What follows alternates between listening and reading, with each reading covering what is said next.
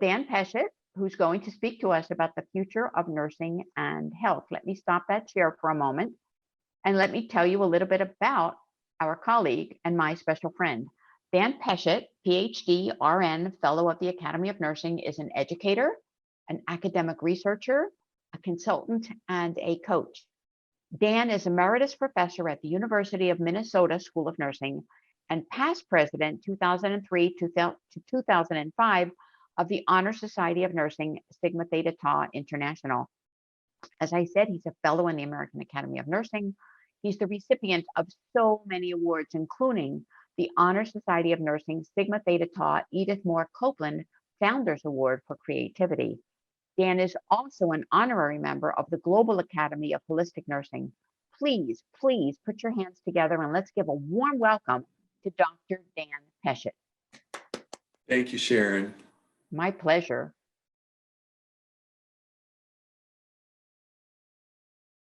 And you're on. I'm on. Okay. So I'd like to tell you a little story about how I got interested in futures thinking and foresight, and how it has led me. It's been a red thread in my particular career. So way back when, in about 1994 and 1995, I was with a group at the University of South Carolina who was commissioned by the retired dean there, Amy Biglione Cockcroft, to create a leadership development program that would produce visionary leaders. And that group got together and we put together a curriculum based on strengths and based on values. But as we got to the point about visionary leadership, it became clear that vision presupposes a future time orientation, that you want to be somewhere in the future. So as part of that particular curriculum, we worked with Clem Beasold and Jonathan Peck from the Institute for Alternative Futures. And that became a part of the Amy Biglione Cockcroft Leadership Development Program, which I understand is alive and well and going on today. And it has over 225 alumni. It is still going on at the University of South Carolina. So that red thread and that challenge caused me to learn more about futures thinking and foresight. I read a book at the time by a fellow by the name of Bert Nannis, who wrote a book called Visionary Leadership. And in that book, something struck me. He said, if you're not spending 20% of your time scanning the environment for weak signals, you will be caught unaware of major disruptions. And I thought, wow, that is pretty powerful. How many nurses in practice or in administrative positions or in education spend 20% of their time looking at emerging trends and trying to figure out what the cross impact is of those trends and how that might influence the kind of work that they do. So that started my quest. I joined the World Future Society. I went to one of the World Future Society meetings, and I committed to develop foresight leadership in nursing. So much so that once I was inducted into the American Academy of Nursing, I went to Carol Anderson at the time, who was the editor of Nursing Outlook. And I said, you know, it says right here in the Academy's work that the members of the Academy are supposed to be attuned to the future. And we need to support each other in terms of future agendas. And I said, I'd like to write something in Nursing Outlook about futures thinking and introduce that to the members of the Academy. And she said, oh, well, she said, could you do it in one page? And I said, I probably could. So I did start a column in Nursing Outlook in 1997. The title of the column was Future Think. And after the first initial column was published, she says, could you do that again? And I said, yes. And the reality is I did 36 columns between 1995 and about 2003 on Future Think in Nursing Outlook, and talked about the future trends and helped people with environmental scanning. There were topics on genetics. There was topics on the Millennium Project way back in 1997, just to kind of get people sensitized to thinking about the future. And so since then, that red thread has been a theme of my particular career. So when I was president of the Honor Society of Nursing, Sigma Theta Tau International, you get 2 years to prepare. I was president-elect from 2001 to 2003, and then president from 2003 to 2005. And every president has a presidential call. And my presidential call was create the future through renewal. I was trying to combine the futures-oriented thinking with personal self-care and the development of resilience among the members. And worked with then Nancy Dickinson Hazard, who was the chief executive officer, and developed a matrix that looked at 7 areas of renewal and then things that people could do along the strategic goals of the Honor Society. And we found 150 ways that people could contribute to the Honor Society in terms of meeting both the strategic goals and looking to the future with an eye to renewal. And that paper, I think, is available on the IUPUI Sigma Theta Tau archives in Indianapolis. And just as a little side note, I am going to the convention next week in Indianapolis and putting together a symposium with a couple of other great colleagues, Sarah Horton-Deutsch and Gwen Sherwood. And the theme of the convention is past, present, and future. And so we're going to talk about my presidential call, Create the Future Through Renewal, and what that did to initiate scholarship around reflective practice, because both Sarah and Gwen served on a task force looking at reflective practice globally and has since published several books on reflective practice. And then we're going to talk about how that is important today in terms of social impact. So my red thread continues in terms of that. And when I came to the University of Minnesota, I had the support of Dean Connie Delaney. And in 2017, we developed an invitational national summit. It was called Wisdom, Challenges, and Choices. And it was about foresight leadership. And at that time, I defined foresight leadership as the ability and act of forecasting what will be needed in the future in light of emergent healthcare trends, which have consequences for population and planetary health, as well as the profession's purpose, definition, professional scope, and standards of practice. And so we have created a resource website, which I think is part of the free downloads, and the link that you folks can go to. It's www.foresight-leadership.org, where I've tried to curate a lot of materials about futures thinking, futures literacy, and foresight with attention to nursing, and tried to focus it on several different levels: a personal level, a professional level, an institutional level, and then a social agenda, social planetary level. So the challenge is that, not everybody thinks into the future. And that is one of the big challenges I think we face, that we are so present oriented. And there is a fellow by the name of Philip Zimbardo, who's got a great YouTube video if you want to explore it a little bit more. It's called The Secret Powers of Time. And he notes that people really operate in 6 different time zones: 2 in the past, 2 in the present, and 2 in the future. And each of those segments has a positive spin and a negative spin. And he actually has an assessment that you can take. It's called the time paradox. And you can go, it's a website assessment, and you can take that to sort of figure out where you are in regards to your time frame. And so we don't need everybody to be a futurist, but I think I'm along Everett Rogers' notion of early adopters, right? We need about 16% of nurses to become futurists. And so that's been my quest in terms of speaking, in terms of educating. I have insert little foresight leadership lectures in my courses that I teach, and consulting and coaching that I do. And so it's I think incredibly important now that we think about the future, and futures thinking and foresight is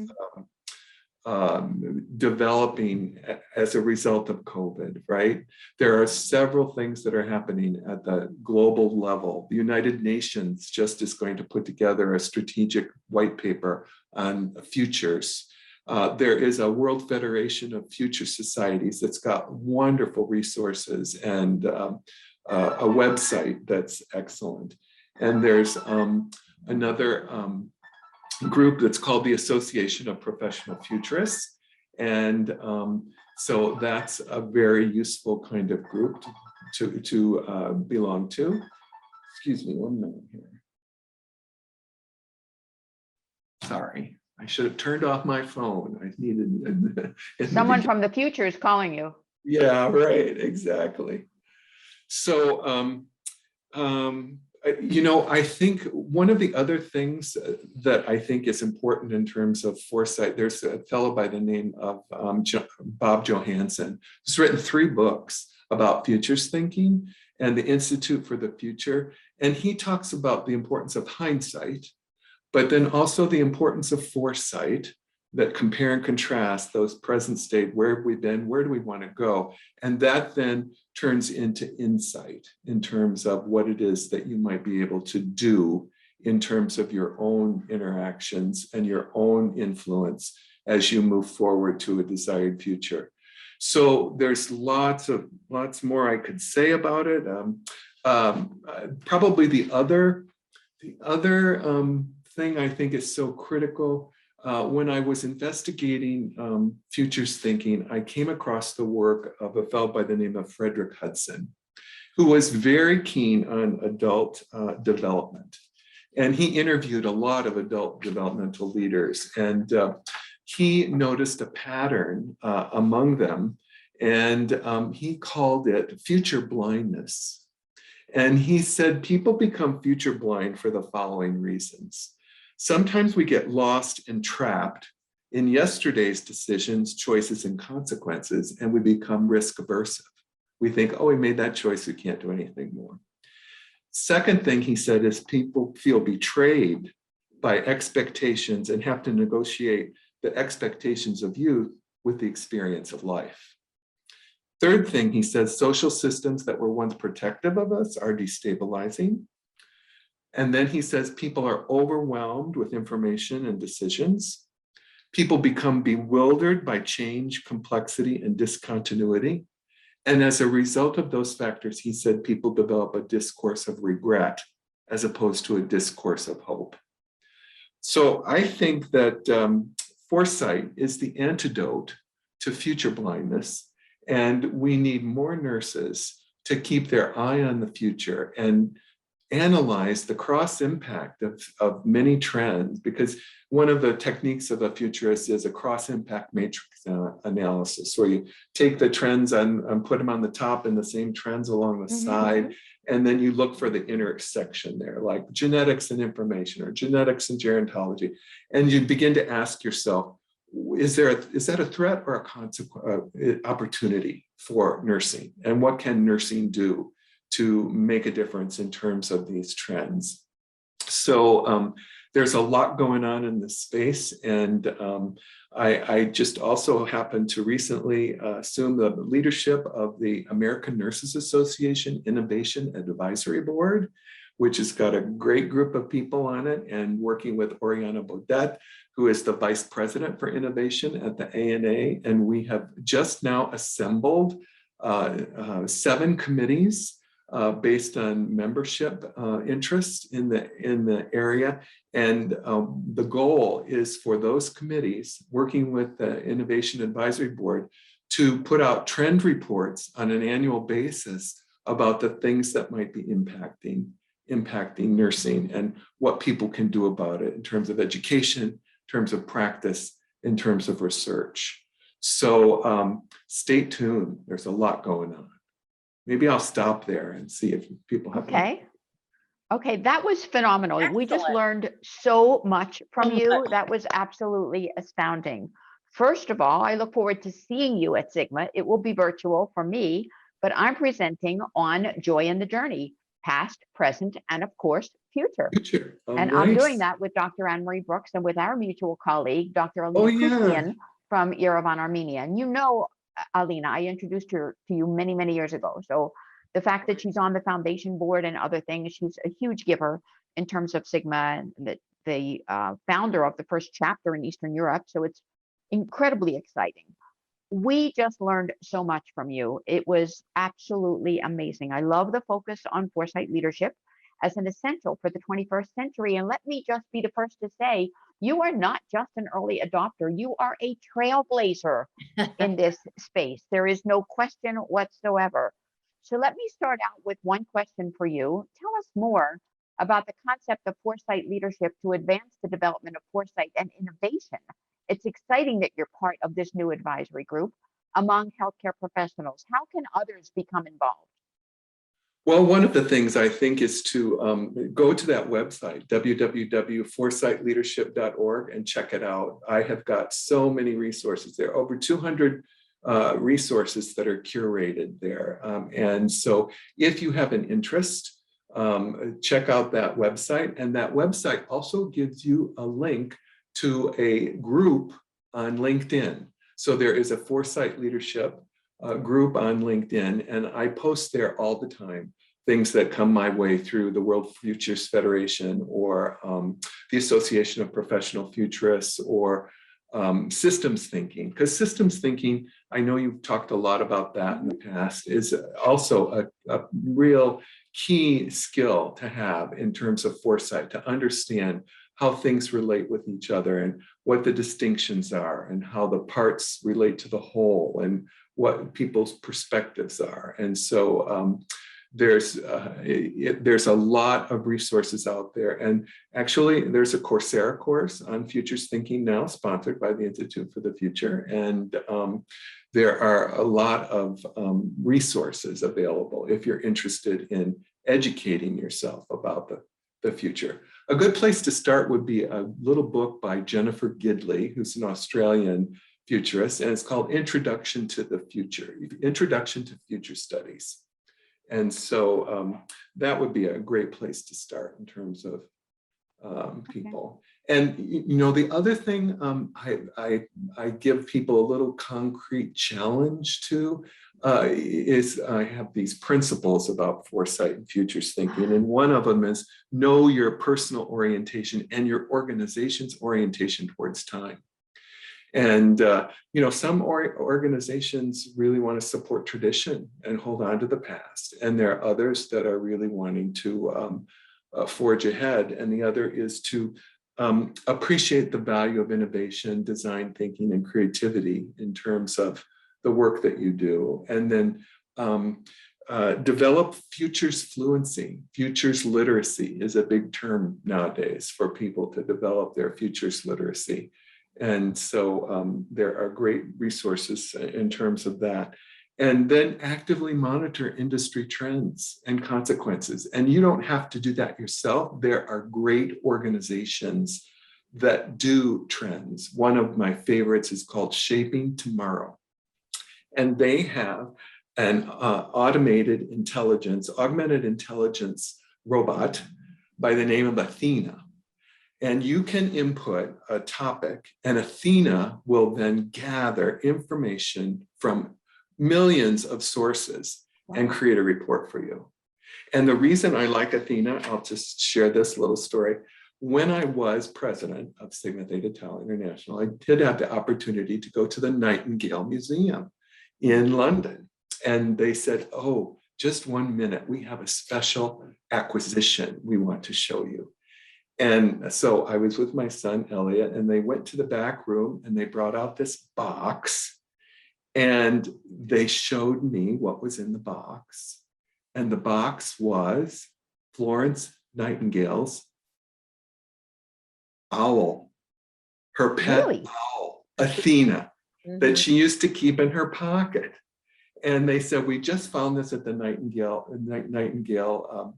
attic, and we're going to put it on display now. But apparently Florence asked them to take care of the owl when she went on a trip, and they forgot, and she came back and the owl was dead.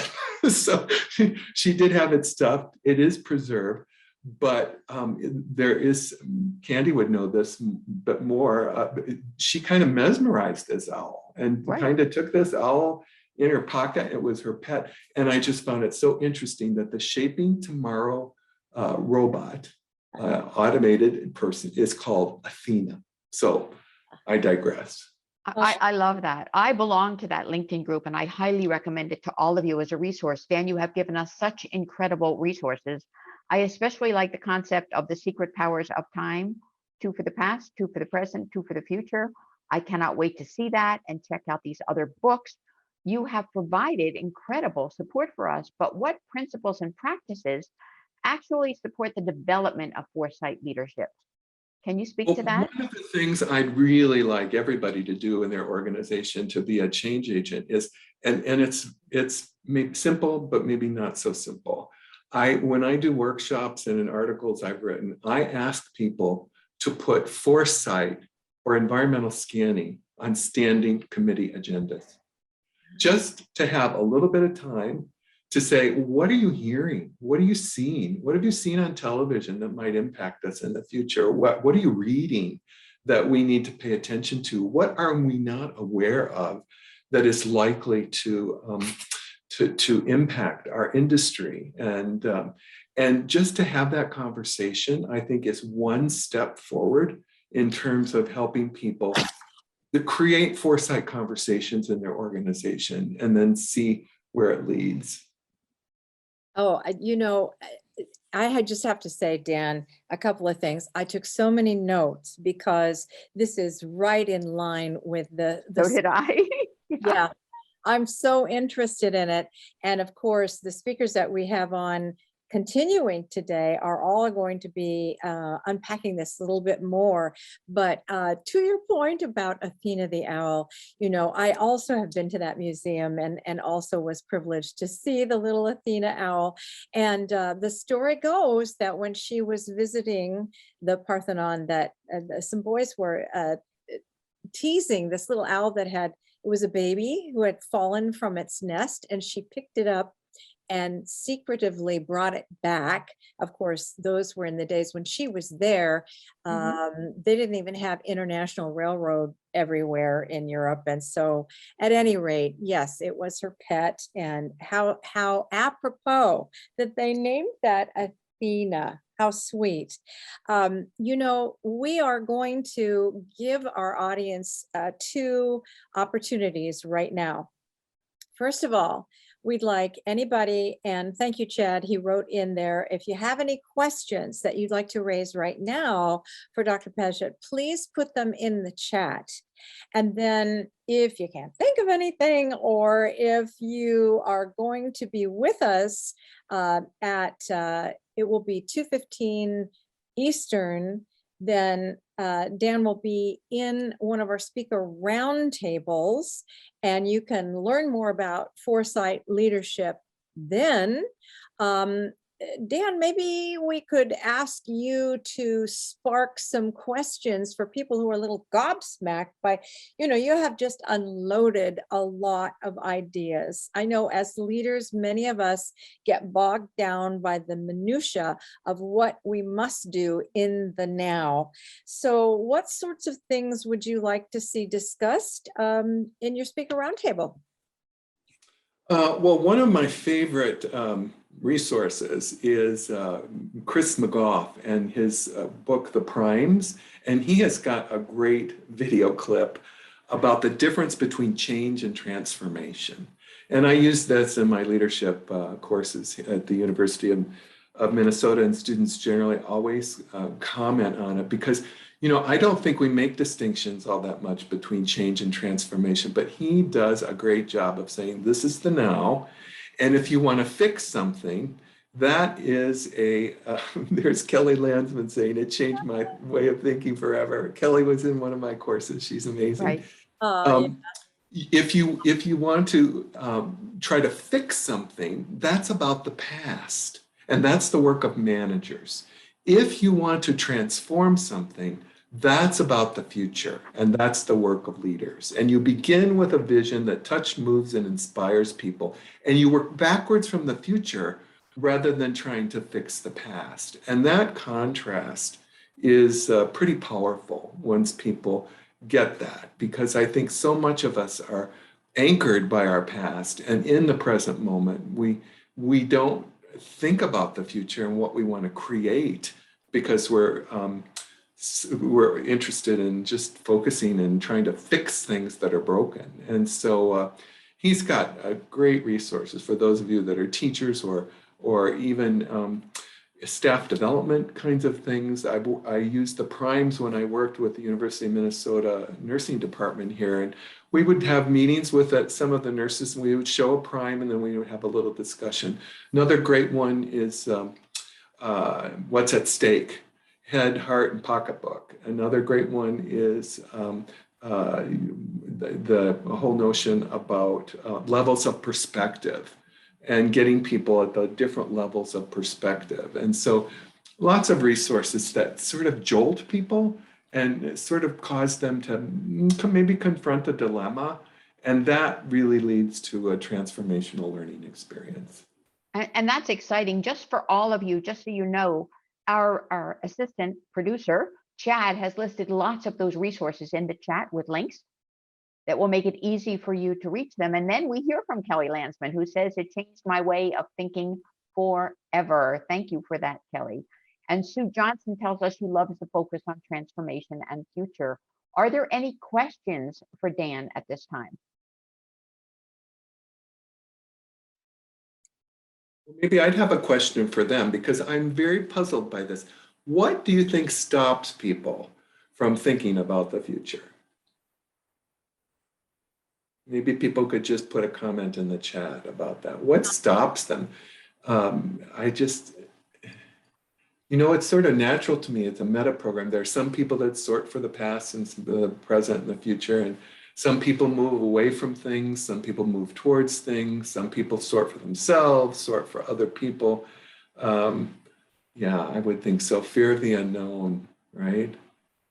Action cures fear, they say. Yeah, and Kelly's comment, the need to fight fires today. There are so many fires going on today. We live in the moment.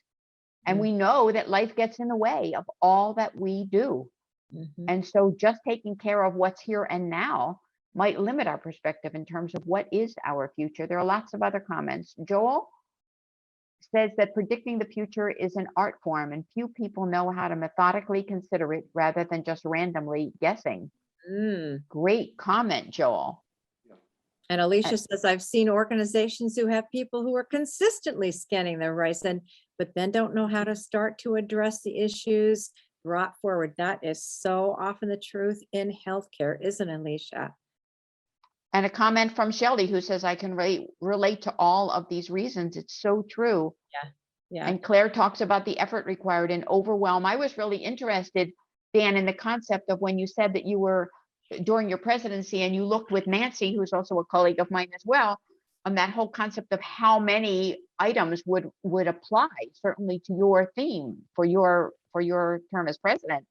And you hit right on my area of expertise and my area of interest, which is all of that about self-care and well-being, because we all know that if we don't take care of ourselves, we're never going to be in a position to take care of others.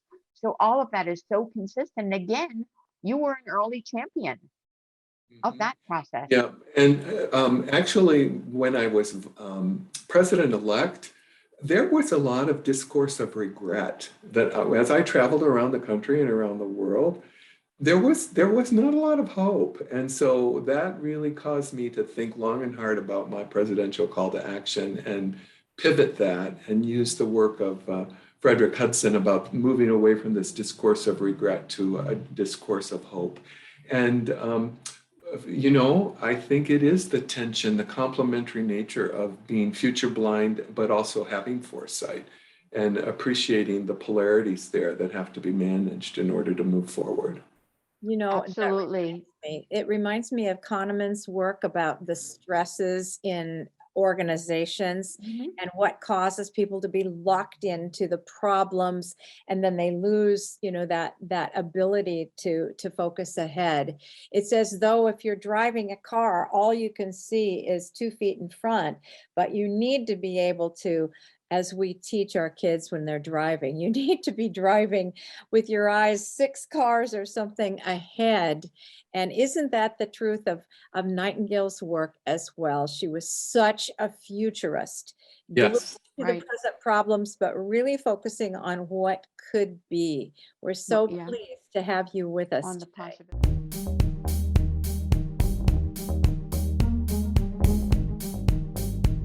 Today we have 2 interesting non-clinicians that we've invited to our discussion.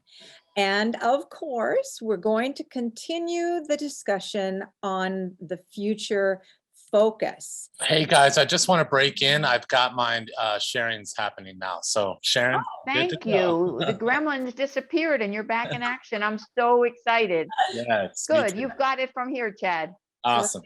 And prayer changes things. Okay, well, we're going to continue the focus on healthcare interoperability and informatics. And so I want to introduce these 2 professionals with expertise in this space. Going to start with our friend Tiasa Zak. She has been involved in digital health since 2015. And like I said, she's not a clinician. So you might ask, well, why would she be an early adopter in this? Well, she's going to tell us a little bit more about that, but the fact is that she spent 18 years as a patient with a chronic diagnosis. And obviously she's a techie, so she's interested in what goes on behind the curtain. And she got a little step closer to healthcare by working as a medical journalist and a media content creator.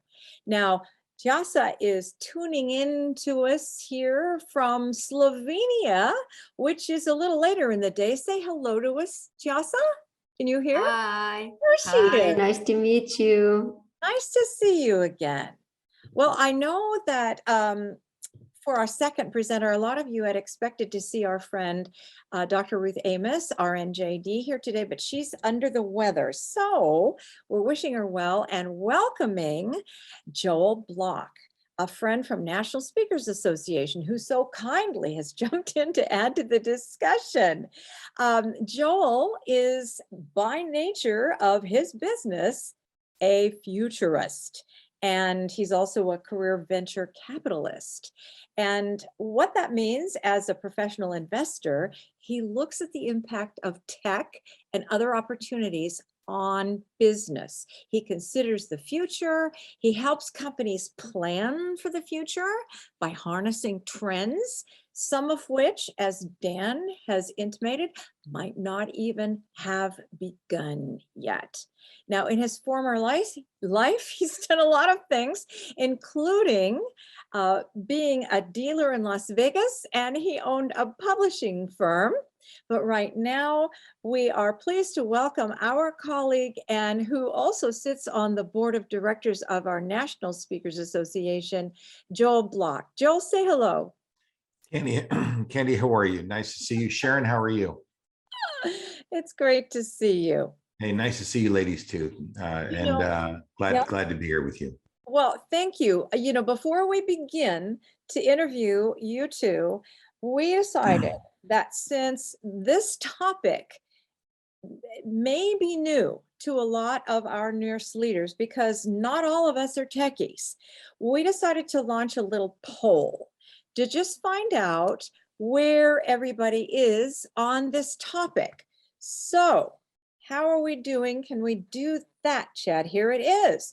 So it's just one question.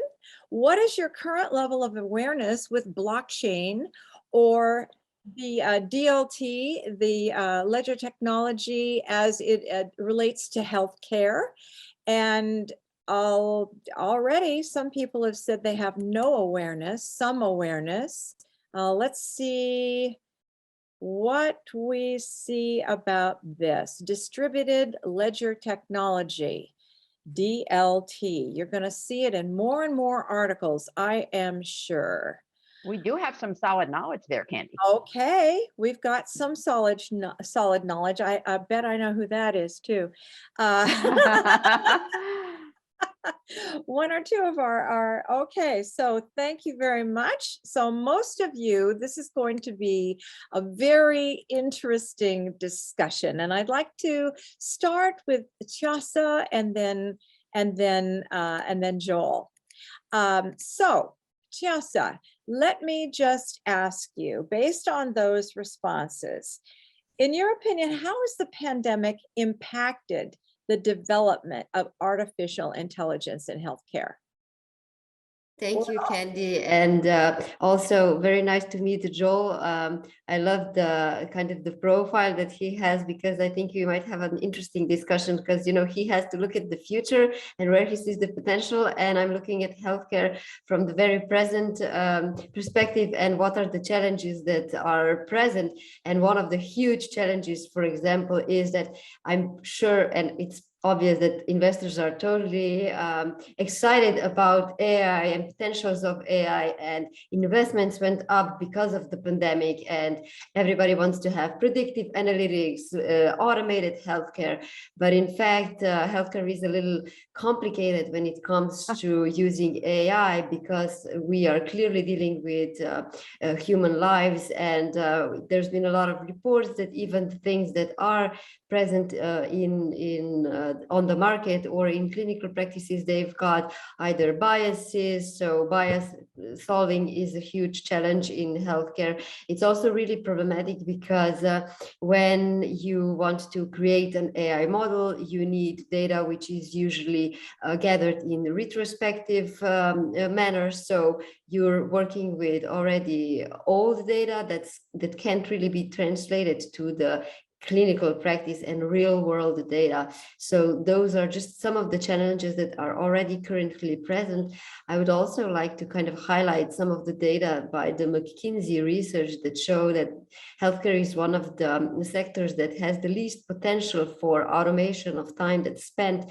Only 35% of time spent in healthcare is potentially automatable, and the prediction is that by 2030, 15% of time is going to be automated, which does not, of course, mean that there's not a lot of potential. It would be absolutely amazing to see that healthcare would be delivered on a more personalized manner, more adapted to each individual patient.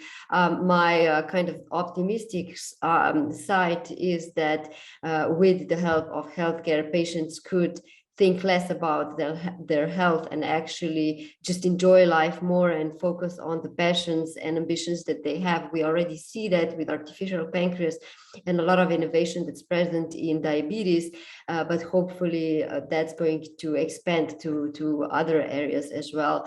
I wouldn't say that the pandemic impacted the development of AI in a massive way. It impacted interest for AI, it impacted investment into AI, but the underlying problem with AI is still that it needs really, really good data. And as long as we've got data challenges, vendor lock-in, lack of interoperability, we can't really have huge cohorts of data that are needed for reliable development of AI tools.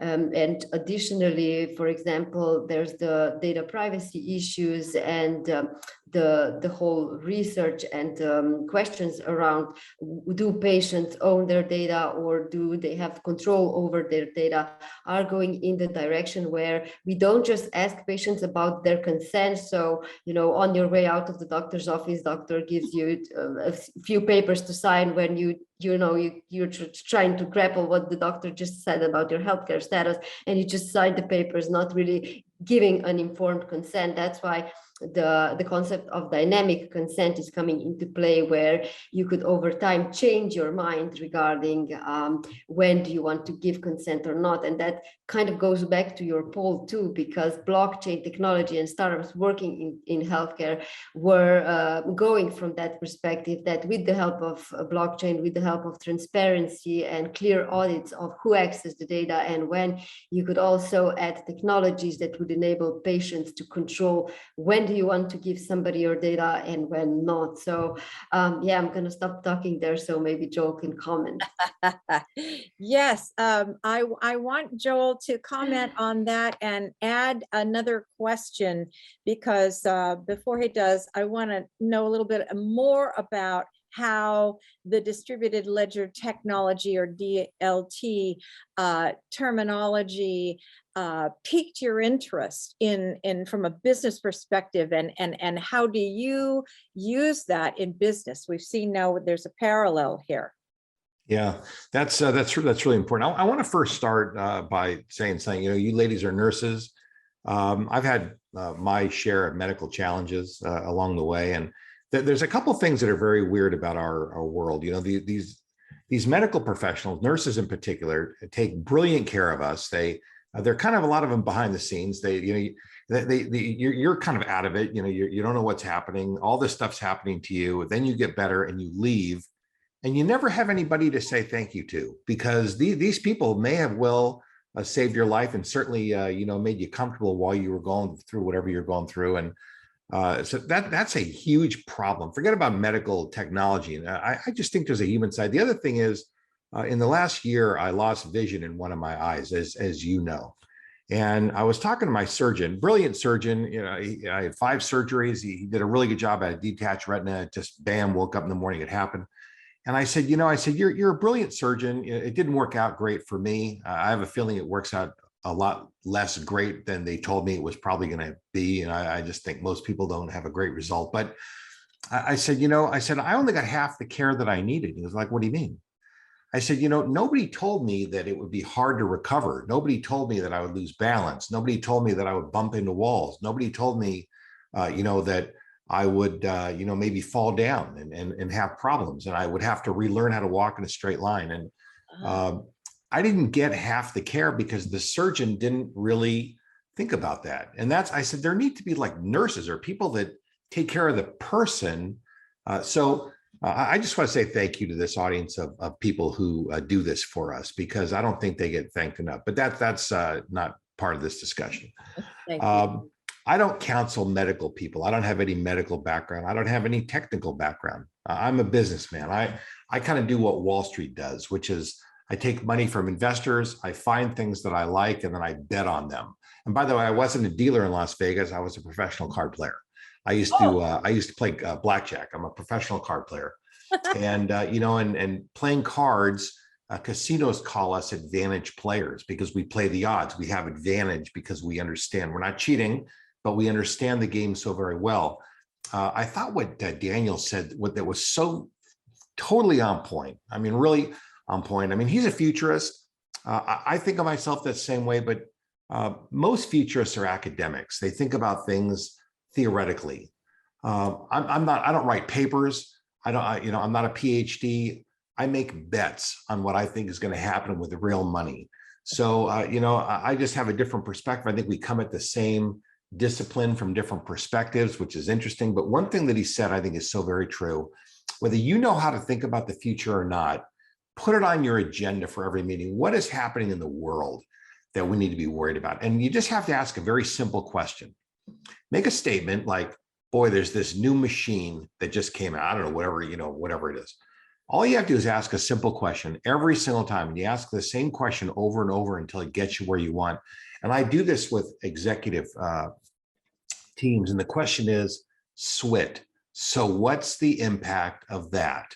That's all you have to do. It's just that very simple question. Now, on the topic of AI is in its infancy. Facebook has recently admitted that its AI is not working to filter out hate speech and other kinds of things. They can only catch a very tiny amount because AI can't understand nuance that's built into human language, in the English language. It just doesn't understand certain kinds of words. It doesn't understand context. Not yet. It'll get better. That'll happen. So I'm reluctant about that. I don't get overexcited about it. Here's the second thing. We talk about blockchain. Here's how I think about blockchain. It's really a very simple concept. it's a database technology that's kind of the best that human beings have now. Maybe there'll be something better because the pattern is things keep getting better, but it's a really good technology. And here's all it is. It's like a giant Excel spreadsheet, and every single box is one of the blocks in the blockchain. And when you fill that data up, it's like a notary public comes along and puts a stamp on the box, sealed, closed, done, can't be revisited. And it's public. So the whole world, it's distributed. They call it distributed ledger because it goes all over the world. There's sitting computers all over the world. Now, that doesn't mean it says Joel Block. It'll have a 50 or 60 or 80 digit weird set of numbers and whatever that means Joel Block, and nobody can see what it means. And I'm the one that has the key that can do it. But that's all it is. It's really just nothing more than a giant Excel spreadsheet that's really, really good at keeping track of things. So what's the impact of having a technology that's really, really good at keeping track of things? Well, let's say that the COVID vaccine, in the manufacturing process, they make it, and there's a QR code there. So a machine scans the QR code of the little bottle that the vaccine medicine comes in, or even way before that when it's being formulated or when it's being made or manufactured. And then every 5 minutes or every minute or every day or whatever the cycle is, they hit the barcode, and there's this giant set of information about exactly where your bottle came from, how it was manufactured, what happened, what the temperatures were, what the external environmental details were, how it got trucked to wherever you were, what person you are, and what ARB it got put in. And that's all held in a database of blockchain material. So the blockchain is nothing more than just the chassis that all this information sits on. It's not the thing. The thing is not the blockchain. It's the applications that run on the blockchain that's important. That's what people need to know about. And there are a ton of things, because medicine in particular is so data voluminous. It's such a heavy thing that the blockchain is just really, really good at keeping track of it. So introductory wise, I hope that helps.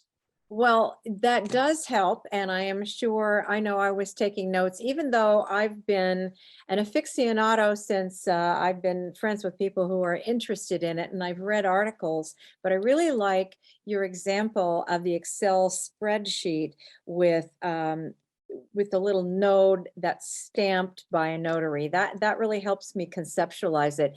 But what I think, maybe have another question that I'd like to ask you about, is that you say it's public, but you have the key. Is that understanding correctly? Yeah. So in terms of healthcare, we own our own? Yeah, well, I'm not sure how the rules work exactly about ownership of these records. Part of the problem that we have is every time you go to a doctor, you fill out a paper, and the paper says, that you have my permission to do whatever. So this doctor has your paper, and that doctor has your paper, and your papers are all over the place. I don't know what happens to those papers. I don't know if insurance companies get to look at those papers. They probably do. I don't know if hospitals get to look at those records. They probably do. So, these papers go all over the place, and everything is spread everywhere. But every doctor's office is kind of like its own little ecosystem, and one of the problems that we have as consumers, as patients, if you have a problem with Dr. A and then you go to Dr. B doesn't necessarily know what you went to Dr. A for, because they don't even know you ever went there. Unless you go to a place like Kaiser or UCLA, I'm in Los Angeles.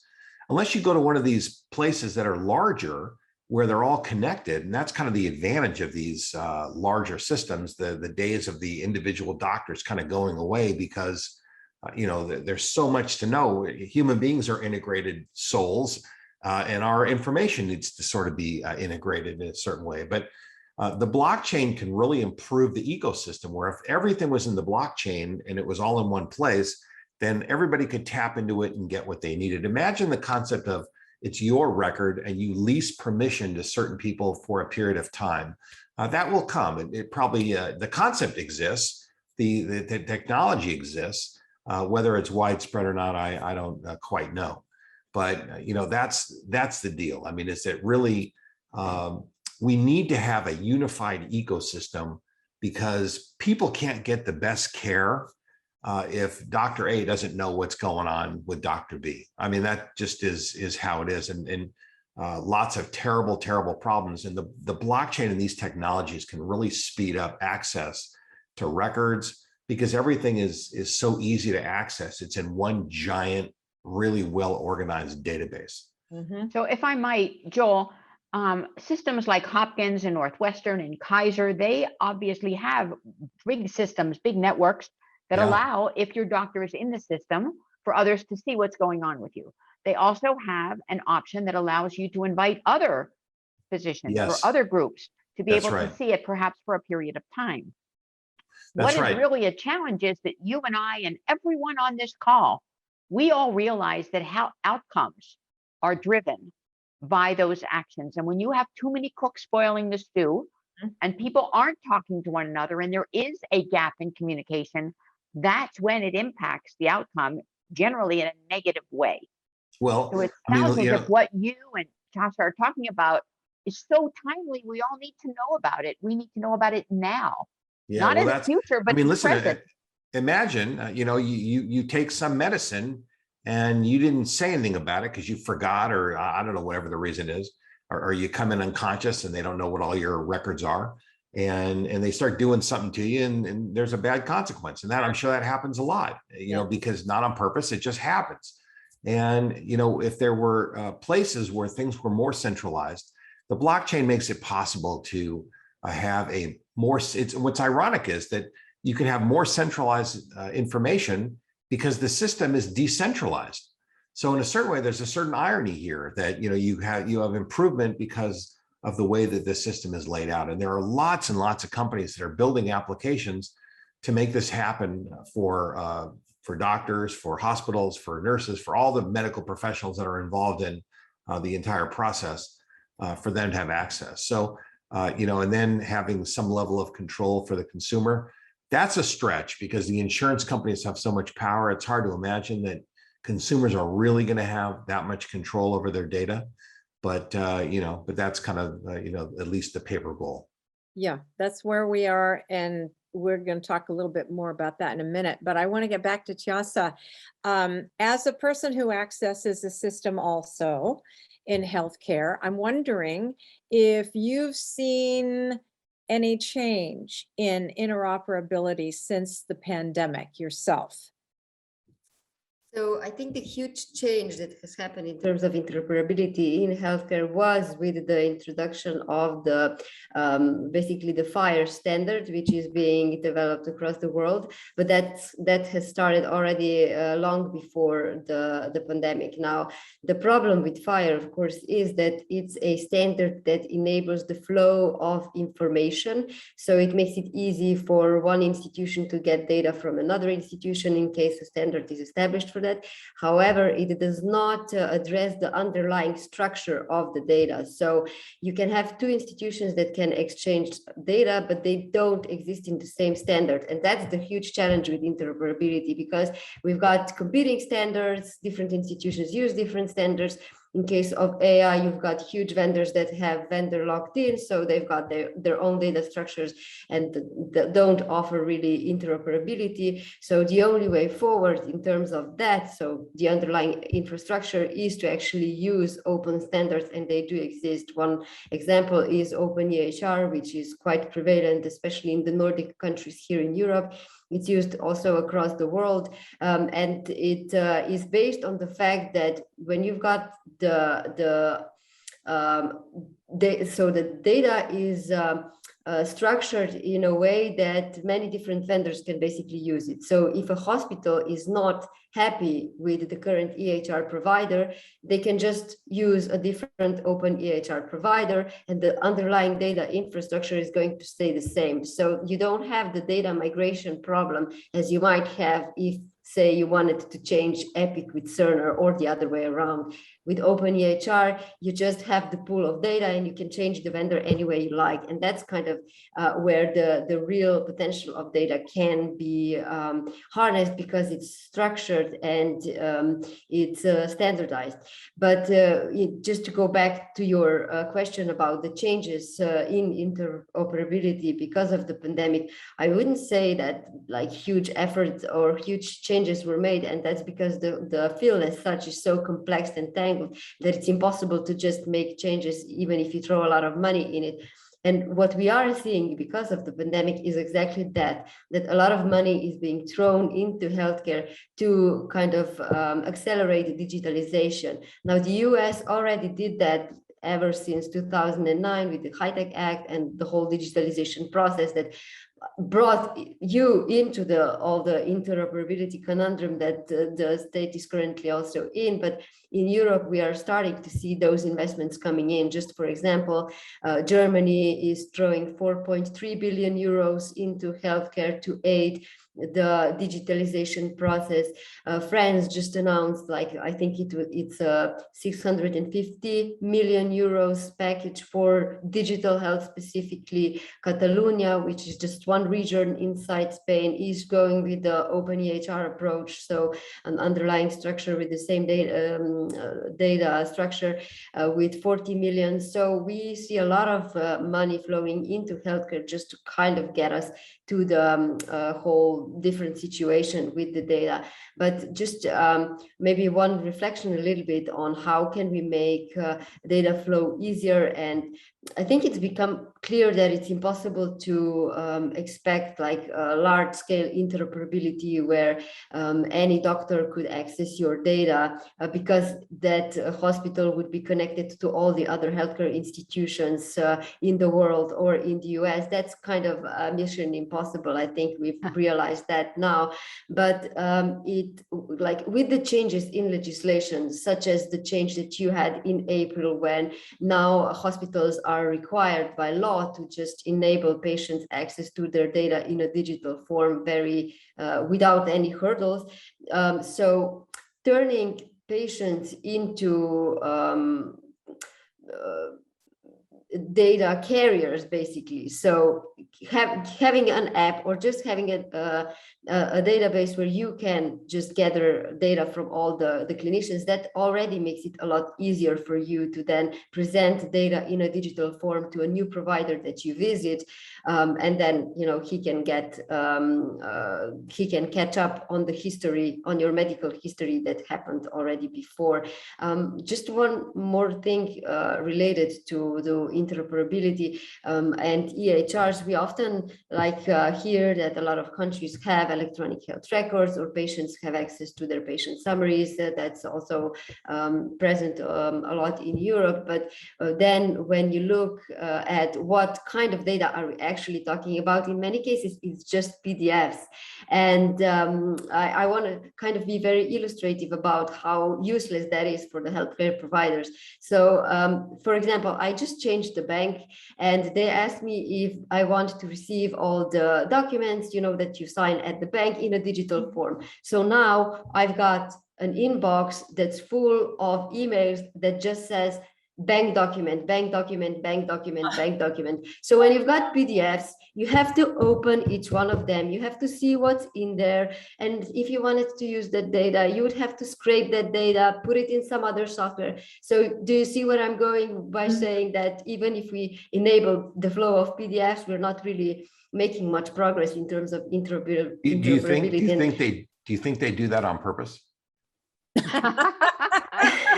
That may be. No, I mean, do you think, because that's friction, do you think they add friction to make it harder to close accounts and do things to make it inconvenient? I think it's just like, if I just kind of try to stick with healthcare, I mean, for banking, it could definitely be done in a different way. I mean, at least that the subject of the document would be more appropriate to the the content in that email, you know, so it's not just bank documents. Like, that's as useless as it gets, quite frankly. But that's why I think, for example, in healthcare, that's what makes the underlying infrastructure and the standards that we use so important. Because like here, for example, I can talk about Slovenia as an example, because we've had this approach for many years. We've had electronic prescriptions for, I don't know, 5, 6, 7 years now. So if 10, 15 years ago, I had to visit my doctor every month to just get a prescription for my meds, and I felt like a postman, because I literally went just for a piece of paper to my doctor, which was useless. Now I just need to write an email saying I need a repeating prescription for my meds that I'm going to be taking care of for the rest of my life. And I just get that prescription electronically, and I can go to any pharmacy I want when I'm out of my meds and just pick that up. So I think that's wonderful. Technology is making progress with bringing convenience to the patients. So yeah, it's just taking such a long time because it's healthcare, it's slow. You know, it's really interesting, Tasha. Years ago, when I worked in the former Soviet Union within the healthcare system in 14 different countries, our patients used to take their chart from the polyclinic to the hospital, and they would be the purveyors. They would be carrying sometimes huge charts back and forth, but at least the information was there. Of course, it would take hours to go through it, but it certainly is better than that PDF document. I'm even thinking now that when I go to the bank and I download on the site a PDF document, it doesn't even tell me what month's statement that is. You're exactly right. It just says document, which is useless, because then when I have to save it, I have to save it as what month it is, or else in my file, I have a stack of documents, all with the same title, right? Yeah. You know, there are a lot of reasons for this, though. Partly, you know, there's a lot of issues. One, Tasha's comments, they're very interesting and very relevant. And, you know, one thing is that, and I can only speak to the United States of America, but the government is very concerned about this sort of thing because these things are decentralized. Nobody really controls them the way that the government would like to control them. That's what they're nervous about cryptocurrency, is they don't control the money, and governments around the world like to control their money. So a lot of these things, the world is moving so fast that that the government is having trouble keeping up, and they're losing some control. Large companies are having trouble keeping up, and they're losing some control. And it scares them because it causes them to lose their position of power. And it really, it's very disruptive. And that's why, you know, executives of companies go through these exercises as they try to protect their institutions. And that's the kind of work that we do oftentimes with these executives. But, you know, one of the things that's really important to understand is that when you're talking about these documents and things, Sharon, that people don't, that they're not named or labeled, you know, correctly or properly. There's no central authority that tells them what to do or how to do it. They probably don't want to give you that information. They give it to you the least useful way that they can, because they don't want you to use it in a way that's contrary to their interest. I mean, they could do a lot better. I mean, they could absolutely do a lot better. But there's one other thing, and this is interesting. When we were all little, we went, and when we were in the 2nd grade or 3rd grade, they marched us into the library and they taught us the Dewey Decimal System. And they, okay, this is how books are organized, and this is how you find this book, and you go to the card catalog, and this is how you look up a book and you find out. No one ever did that to us on the internet or on our computer file systems. No one ever told us how to name a file in a way that's consistent. So every one of us has a different kind of computer organization. And you can't come to work in my company and instantly say, okay, now I'm ready to go. You have to learn my way. It makes it very difficult, because I've always thought that somebody could make a lot of dough by kind of laying out an organization, giving us all a class on how to name our files, how to create conventions, you know, and how to make things happen in an easier way. But that's another part of the problem, is that we don't have any national convention or international convention about how we should organize our computers. They were kind of set up personal computer, do it any way you want. Well, do it any way you want isn't exactly the best way. You know, it's like, You can't just drive any way you want. We have lines in the street for a reason. We have stoplights in the streets for a reason. And there's kind of a set of rules, but we just kind of set up our computers like, do it any way you want. Yeah. Well, maybe do it any way you want. It's not working that great. And we kind of need to have at least a little bit of a framework that we can all operate in, because we were never given a framework except for, this is how many characters you get. Best of luck to you. Yeah. So you're saying, like with kids who don't come with a rule book or with a playbook to teach you how to raise them, by the same token, PCs and Macs and others don't come with an onboarding process that's consistent that allows each of us to do things in perhaps a similar way. You're exactly right. It's kind of inefficient. Everybody has to figure out their own way. Then when somebody comes to work for a different company, they have to learn a whole new system. And it takes, in some cases, months or years to get good at it. And then the person leaves and they got to go learn a whole new system. And the company that loses that person loses a valuable resource. So, Exactly. things in as much as computers have helped, there are some things that we haven't done a great job with. And so those are just a couple of bumps in the road that are related to this. But, it doesn't invalidate the value of some of these technologies. The blockchain is one of these technologies that's going to really probably change our world and the next generation, maybe as much as anything. It's going to change our ability to vote. It's going to change healthcare. It's going to change, business. It's going to change money. The whole future of money is going to be based on these blockchain technologies. And I can guarantee that in 20 years, the whole country and the world will be using some form of cryptocurrency. It won't be Bitcoin, but it'll be something that's backed by each government. They'll figure out some way. But the machinery of moving money, records, access is so smooth and so excellent. And I could just imagine if this machinery was applied to healthcare, if this machinery was applied to manufacturing, if this machinery was applied to every single other thing in our life, there would be so much improvement, because we would be removing a lot of the friction, and we'd have access to all the information that we need. Listen, just like FedEx, barcodes everything every step of the way. Yeah. Everything could be barcoded, whether it's medicine or even a person. Where have they been, and what's been the track record of this person, and think about how that affects lawsuits, and the impact is significant. The impact is significant. And with that, unfortunately, we're out of time. We're going to move on. But I want to tell everybody, because this is such a good discussion, that both Jasa and Joel are going to be in our speaker roundtables, right? At what time is that? I wasn't thinking about that. Yeah. Oh, okay. That's at 2:15 Eastern. So that's 11:15 Pacific. And I don't know, Chelsea, did you say you'll be able to be on? If not, unfortunately, I won't, because I'm prepared. I'm moderating the European Patients Forum Congress, and I need to prepare for tomorrow. But I definitely would love to connect to anyone, on LinkedIn. So feel free to get in touch. Maybe I can just, I can share that in the chat. Put that in the chat. And happy to continue the discussion. Yeah. Yes, Joel, put your information in the chat. I will. I also, our firm produces a trend report, disruptive business trends. They're not medical trends. These are business trends. But everybody's welcome to get it. I'll just put that there. Good. People can have that if they want to. That is just wonderful. I know that any leader must look to the future, must be continually learning. And that is what we got from you two today. Thank you so much.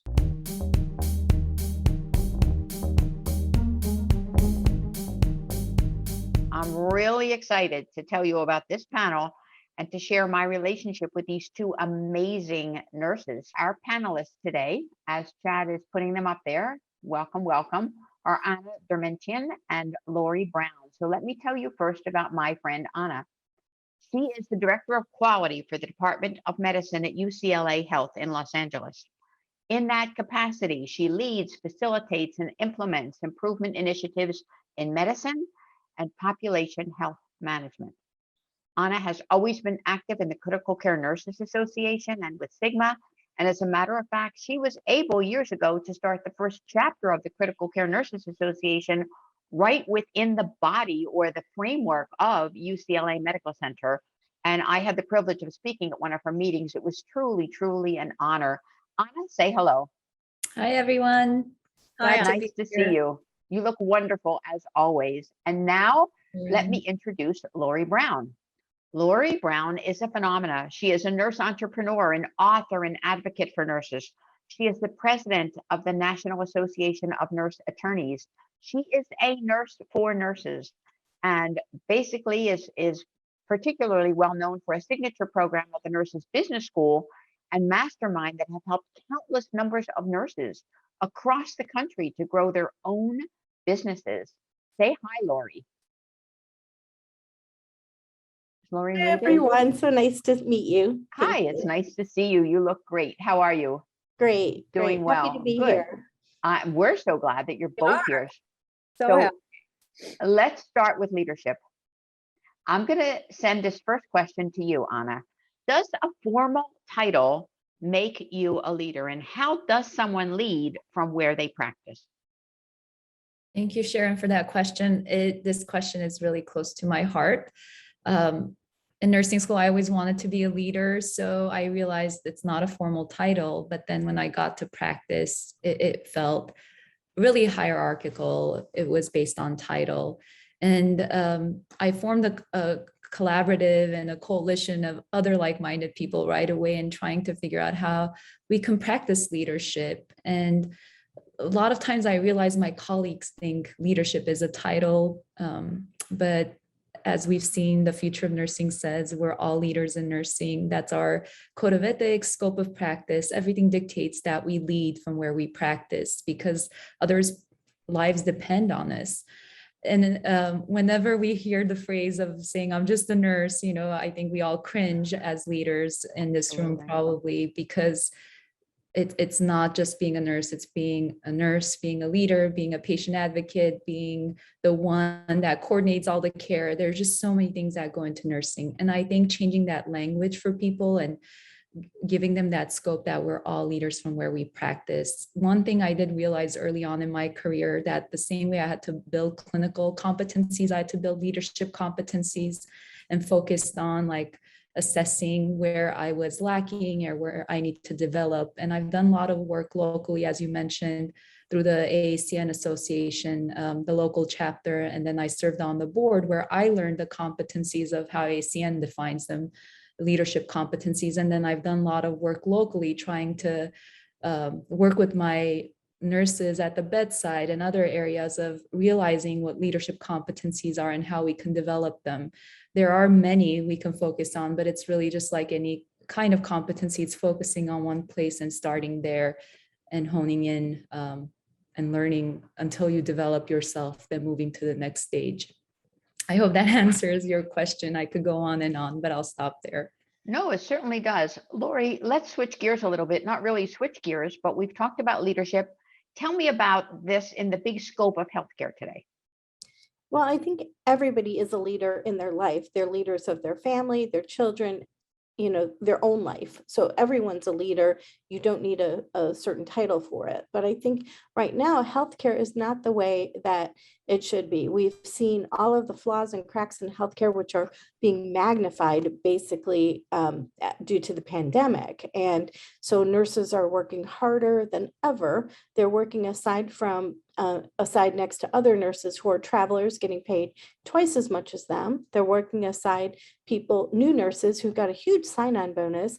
And I always say that your value is not based on whatever's the size of the person's paying you's pocketbook. Your value is your value. And just because nursing is your calling does not mean that you should take less or be paid less than anybody else. And I think that the future of nursing is, I would love to see nurses, a patient who goes to the hospital, choose their own nurses. And so that nurses would be independent, just like physicians were back in the day. And that healthcare wouldn't be this corporate entity, but it would be back to the way it used to be, where we take care of the sick in our own community. And that we get paid for our services as a nurse, and we don't come with the room like dietary and housekeeping. but I also see, can I keep going? Yeah, please do. This is Okay, fascinating to me because awesome. I'm thinking nurses don't get to choose their own patients. Go on. Yeah, exactly. But okay, so like you said, nurses don't get to choose their own patients, but nurse business owners do. And I think nurse business owners can be a huge asset to the public by transforming our sick care system into a wellness care system. Nurses are amazing at teaching, educating, consulting, all kinds of things that nurses can do in their own business, which will shift the health and wellness of the citizens in this country.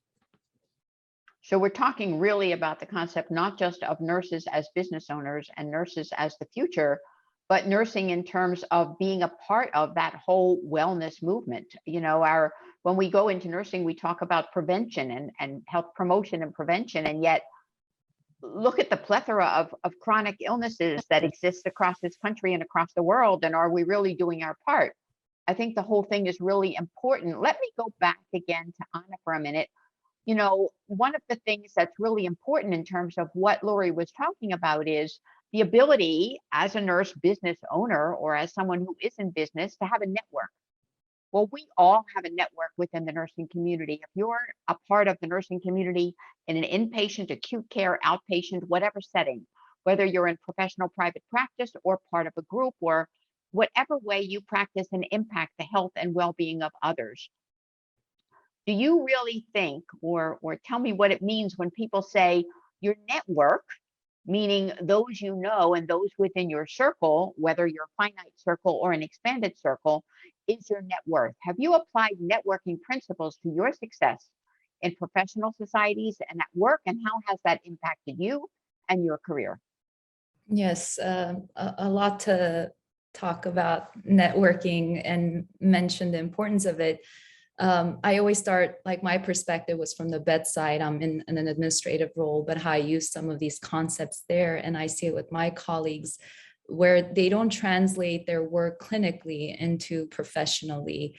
You know, when you have a patient, you are doing all these networking skills, calling radiology, figuring out who's in charge, how you can get your patient there quickly, coordinating all the care, knowing who's in dietary when it's at night, ordering food for your patient. So these types of networks help facilitate the care you provide to your patient and the families, making things comfortable. But then when you take that outside of the practice, you think it's a whole new set of skills you have to build. And it's really translating those skills to a broader audience. I've gone to so many networking events, like business networking events. They're very much about passing business cards, collecting business cards, but then most of the time, no one's following with those people. You know, it's not the number of cards or the number of conversations you have. I've approached it differently, where if I've been at a large conference with 8,000 people, my goal is to meet one other like-minded individual. I've written or talked about kindred spirits. You know, it's really finding kindred spirits, because that's when the connection happens, the like-mindedness, you connect and you want to do something together. There is a follow-up, because afterwards you're like, that was such a great conversation. Is there something we could collaborate on? And whenever I talk about networking, I really think of that. It's not about like number of people. It's really finding the individuals that could complement in the work you want to do and the things you want to develop yourself in. So I've had so many opportunities where I've just met people and I've stayed connected because we just hit it off at the conference, or we were in the same session together and talked about similar interests and ended up like writing articles together, presenting together later on in future conferences. So I always think it's so important to pass these types of skills to other nurses, because it will benefit them for their future careers and their professional advancement. I just think like some of them don't think of their clinical skills as, you know, the things they've learned in clinical practice as transferable to a professional networking practice. And yet they are. When you think about it, in an acute care setting, interdisciplinary practice is networking. When you take that skill beyond that area, you're moving it to another sphere. And I liked what you said about kindred spirit. I'll tell you something really interesting. Once at an AONL meeting, I sat next to someone at lunch and I had no knowledge of who she was or what she did. And the following year, I was their keynote speaker, and it was probably one of the best presentation opportunities I have ever had, simply because I sat next to a stranger and we started to chat and network, and therefore we just became colleagues. So I think that a lot of it is that follow-up. You're exactly right. The fortune is truly in the follow-up. When you follow up with that individual with whom you met, that is an opportunity for collaboration. That is an opportunity to do something perhaps together that will contribute both to your practice and to your future and to your own network, because think of how it can expand just as a result of that one encounter. So Yes, I think Sharon, that what you said is important. Go ahead. I was just wanting to add that a lot of times I talk about the actual networking process, because some people are a little just shy and just not comfortable in professional settings like that. They could be introverts. We talk a lot about the personality. Being an introvert, you're not comfortable being in a setting and just starting a conversation with someone else. Even giving people small tools how to start a conversation or figure out a common interest and have that conversation is so important. And I always think, like, have your elevator speech ready, the few 30-second speech you're going to make about yourself and something interesting that captures someone else's attention and they want to engage and have a conversation. And then to close that loop before you end that interaction and move on, if there's someone you want to keep in touch with, figuring out, are you connecting on social media? Is it LinkedIn? Is it Twitter? What account do they have? Do you want to exchange business cards? Is it email? And a lot of times nurses don't have business cards. And one trick that I always say, we all have smartphones, creating a contact card and sending that to someone right away so they have your information. So it's really important to close that loop. How are you going to follow up with someone if you want to stay in touch? Exactly. And I want to share with you something really amusing. When we're little kids, we tell people don't talk to strangers. I remember saying that to then my 3-year-old, who was the networking maven in our family. When we moved a lot, she would go knock on people's doors and say, I have a brother and sister. Can anyone come out and play? And when I would say, don't talk to strangers, her comment to me was, you know me, Mom, no one's a stranger for long. Mm-hmm. And if we all adopted an attitude like that, can you imagine how amazing that would be? Let's switch gears and go back to Lori for a minute. Lori, you are in business. You are an attorney, you are a nurse. How can we get nurses to understand that their nursing platform can be such an incredible resource as they explore moving beyond acute care? And how do they become business owners? When they say, how do I do what you do? What do you tell them? Okay, I say, you have everything it takes. I think nurses are the best business owners. We have critical thinking, we have judgment, we have a great patient care skills equating to customer care skills. We have judgment, prioritization, everything that it takes to own a successful business. We're the most creative people in the world. We can work around anything. And so you have everything it takes to start a business. It's just a mindset shift of patients coming with the room versus you finding your own people to work with. You're responsible for creating your own paycheck as a business owner versus relying on the hospital to send you business. So it's finding what makes your heart sing. I have the most interesting business owners in my mastermind group. For example, one is she is very passionate about teaching ICUs how to be awake ICUs. So the patients move their pulmonary toilet, they're active, they don't develop pressure ulcers, they're off the vent much quicker. It saves on tracheostomies, and they get released from the hospital sooner. And she's on a mission, she's really passionate.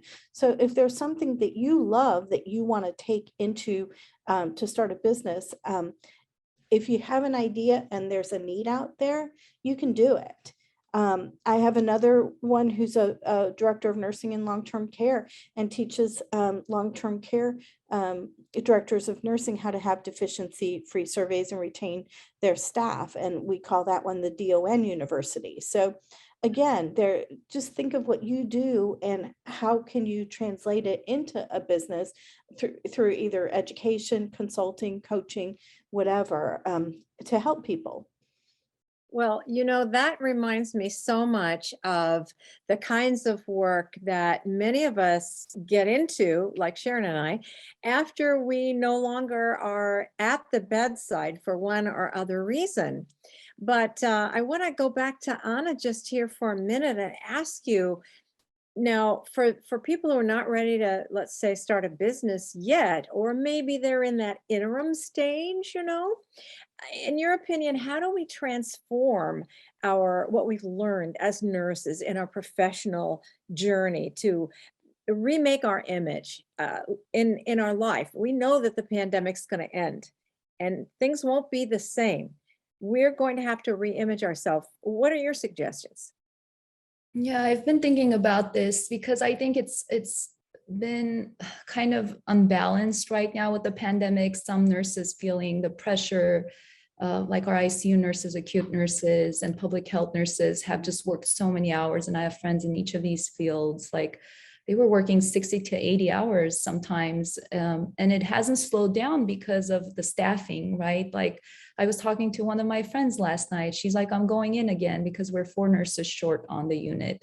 So I think it's hard for some of our nurses to take a pause and really assess their future and what's going on right now. And that's okay, long as they're taking care of themselves and finding ways to still stay well and make sure that they're there for their families and themselves. So I think the focus right now, I always say, where do you need to focus? If the focus is self-care, that's what you do. It's survival mode right now for some. But then there have been others, like initially my pediatric friends had all this time and space, like they weren't having impacted units. So then they were wondering, what do they do? So many of our nurses were shifted in different locations, call centers, vaccine sites, and COVID testing. So people started thinking outside of the box. Maybe acute care is not for me, or maybe this type of so I think there's been room for some people to reflect and think about, what does this mean for them?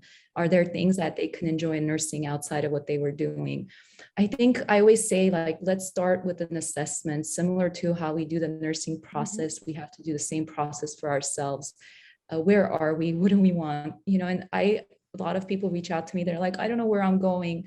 And they've been a clinical nurse, bedside nurse for 10 plus years, or even some of them 20 plus years. And I'm like, what are your goals? And it could be just a shift. Like you want more of a leadership role, informal leadership role at your unit. That would make you happy. So let's think about the councils that you have within the unit, or professional organizations that maybe you could start meeting outside of your unit to connect with others who are going through the same journey and talking about your needs and how we can, help support you. So there are a lot of opportunities, but I think it's starting where you are.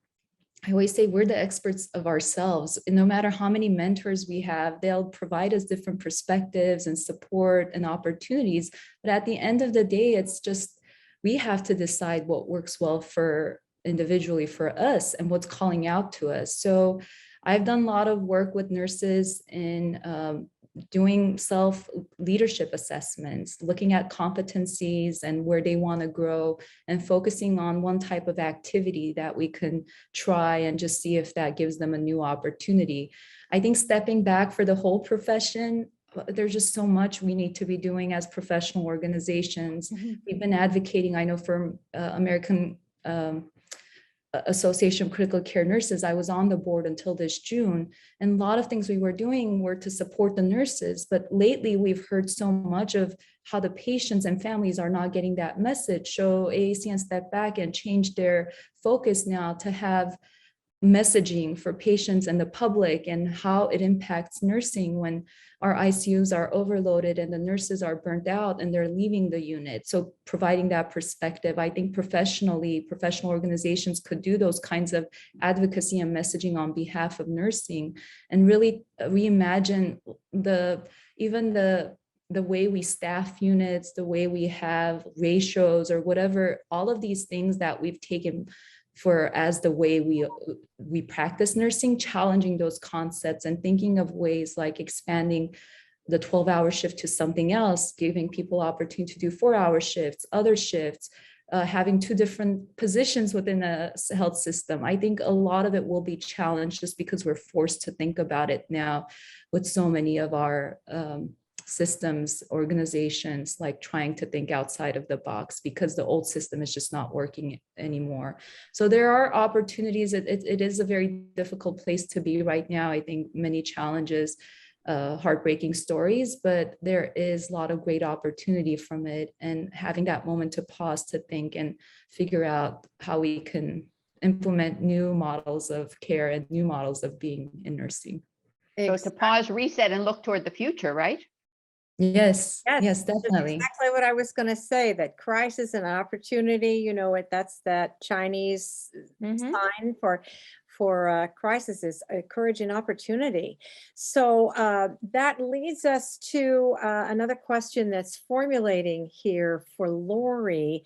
Now, based on everything that we heard Anna just say about what's going on the front lines, the need for creativity and design thinking for future, we know that some nurses just have burnout from bedside. And, you know, there's a variety of reasons for that. It's not necessarily that they don't want to be a nurse anymore. So you've been so helpful in starting and understanding how to start a business. But we know that a lot of people who are in that transition space, they don't know what they don't know, and they fear the unknown. So what would you tell that particular person who's not ready to quit bedside, but doesn't know? And how do they get their feet wet? So I think that it goes back to the maxim, jump in the net will appear. But more importantly, nurses are very lucky because they usually work 12-hour shifts, 3 days a week. So they have 4 days to work on their business. So I always say, build the plane as you fly. Get the, you know, get your concept, proof of concept of what you want to do established, and start getting clients. And then you can gradually cut down and then eventually not work at the bedside at all. And now I always say that even though you're a nurse business owner, once a nurse, you're always a nurse. I'm still a nurse, even though I practice law. I just have different patients. And even as a nurse business owner, I just have different types of patients. I have nurses. I always say I'm a nurse for nurses.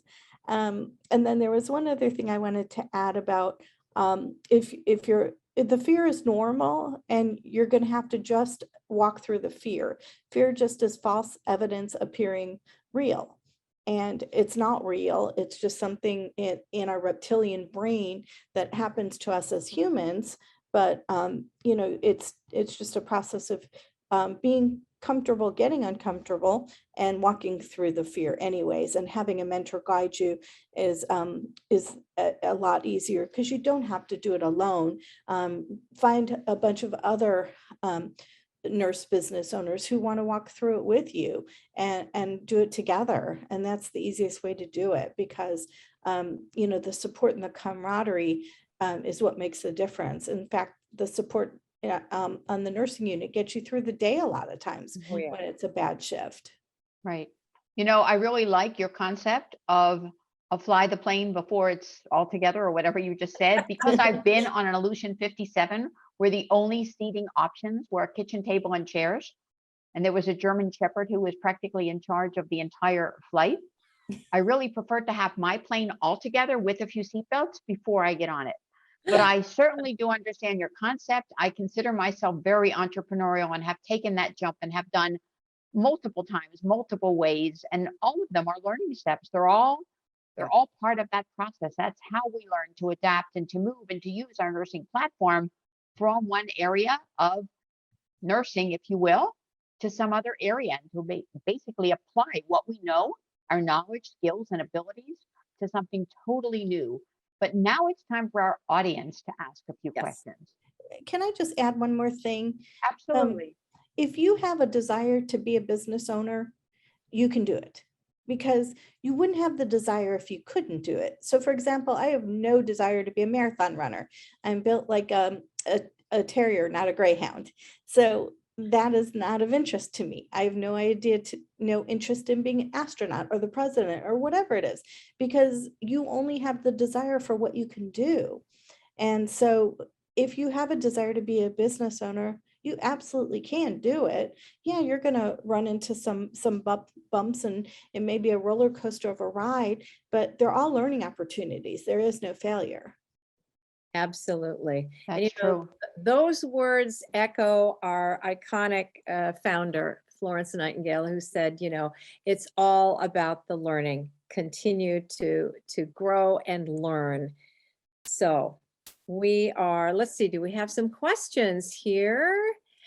No, not yet, but I have another question that I'd like to ask Anna and Lori. So getting back to this person who thinks that they, and I'm just going to say maybe a person who's 50 or older, because when we look at the data, we find that the bulk of people who are nurses who start businesses are a little bit older, because they have that troubleshooting under their belt from being at the bedside, and they have all those skills. So for that person who doesn't even think that, or doesn't know what business would be appropriate. When I was starting to think of this, I remember somebody said to me, well, start a CPR business, because you can always do that. And I remember I walked away and I thought, yeah, I'm already a CPR instructor. I could do that. But what really turns me on? Is that sort of what you were getting at, Lori? Yeah, it's we can actually, I'm happy to hop on the phone and give people a 15-minute business strategy session to help them go from nurse to nurse business owner. And it's the same process that we do in nursing. We assess, we plan, and then we develop how they're going to intervene and have it happen. One other question that I had for Anna, a lot of people who are nurses would look up to you for the things that you've done and think to themselves, oh, well, she must have played her cards right. It must have been politics, because the hospital and the hierarchies and everything, it's full of politics. But I happen to know that that may not be the truth. And I'd like you to just give a little bit of background, if you don't mind, about how the transition happened for you.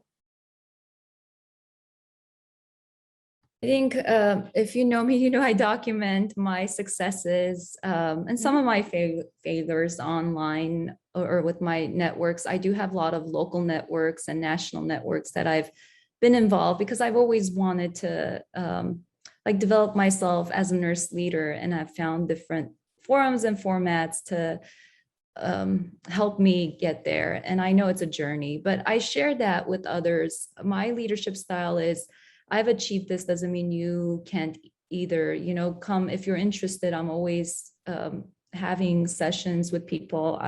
Someone said, do you coach? Do you charge money? I'm like, no, I want to mentor you. If you want, we could have calling sessions, but I pass on the knowledge of what I've learned to others. I think it does seem like when you post your successes a lot, people assume that you're always achieving things. And it's talking about the realities of how many, like if I apply to 100 things, maybe 5% of the time things work out. You have to keep trying. It's just having the drive and the passion to continue doing the work. And if someone, I know my model doesn't always work for others. I don't have children. A lot of my colleagues and friends do. And it's thinking about within their boundaries, what are the things like they can do that gets them excited. Recent example, there's one nurse who works at a different hospital, actually the competitive hospital of my hospital, but she's been an amazing leader for one of the other chapters of critical care. And she did so much during COVID. She's a CNS. She was working during Christmas. She has 3 kids, but she was there for her staff as a leader.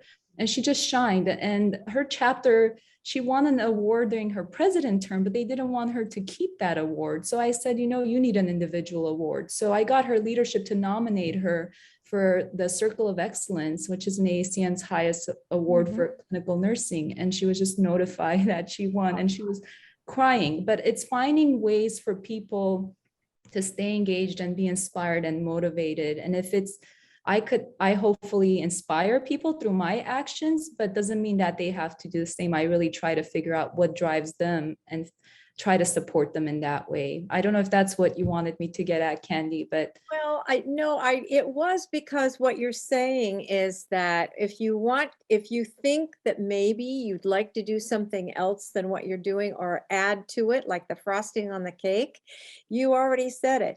You get involved with your professional organizations. You make yourself a friend and build some relationships and see what life has in store as your paths cross with Yeah. people you never would have met. I think of Sharon and I, we never would have met had we not both been involved in various organizations. But So that's Yeah. absolutely true. And Anna is also a master at meaningful recognition. She truly understands the process of recognizing the expertise and the efforts of others. And so I've always admired that in you, Anna, always. thank you, Sharon. Thank you so much. You're welcome. This brings us to the close of our final summit session. Be sure to visit our website, leadforexcellence.com, online through December to learn more about our offerings, our content, and our resources. We want to thank you so very much for being a part of our program, of this initiative from the inception or wherever along the journey you jumped on. It has truly been a joy to be involved with each of you.